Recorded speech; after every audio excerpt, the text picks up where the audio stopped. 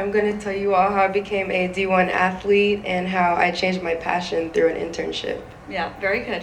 Okay, excellent. Excellent. Thank you so much for coming. Thank you for having me.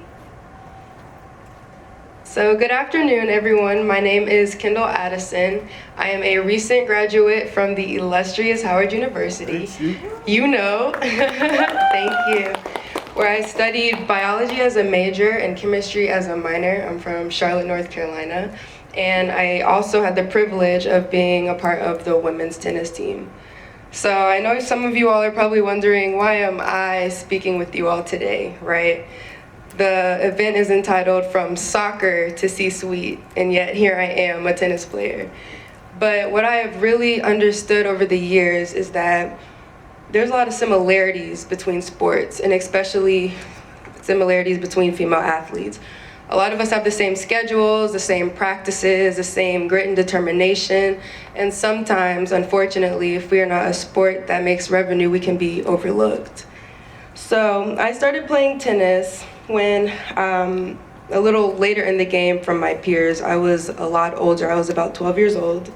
I played for fun, but soon I started playing competitively. And with competing competitively, I started winning tournaments. And so my coach at the time saw my potential, and that's when the true work began. Growing up, attending college was something that was a given. It was never an option. And when I became really good at tennis, I was told if I wanted to go to college, I would have to receive a full ride, and preferably academic or athletic. So beginning in middle school, I started playing tennis 7 days a week, from Monday through Friday or Monday through Sunday. And it felt like a job to me. You know, you have your typical 9 to 5, that's a Monday through Friday. My job was tennis, and it felt like 6 a.m. to 6 p.m. from Monday through Sunday. But this job, if you will, taught me discipline and sacrifice. I sacrificed parties, I sacrificed time with my family, my weekends, vacations, sleep, everything that you can imagine to achieve my goal. Through my failures, through my wins, I had long days, early mornings, sleepless nights. But through my sacrifice and grit, I was able to receive a full athletic scholarship to Howard University.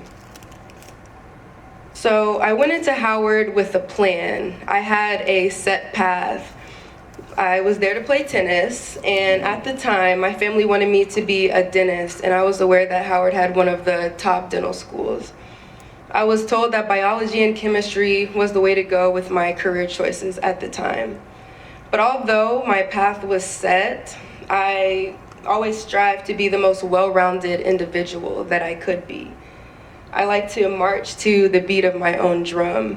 And in that, I didn't want to limit myself to the endless possibilities for what could be my career choice.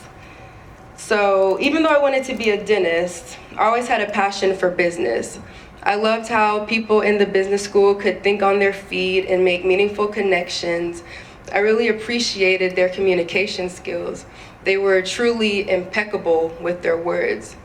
So I gave it a shot, and I applied to a Goldman Sachs program my sophomore year, and I ended up being one of 50 selected out of a pool of 3,000. And on top of that, I was the only one from Howard University. So if you could imagine me, a biology major and chemistry minor, in a room full of business professionals, those who studied finance and other areas in the business field. And I kept on getting the same question, why are you here?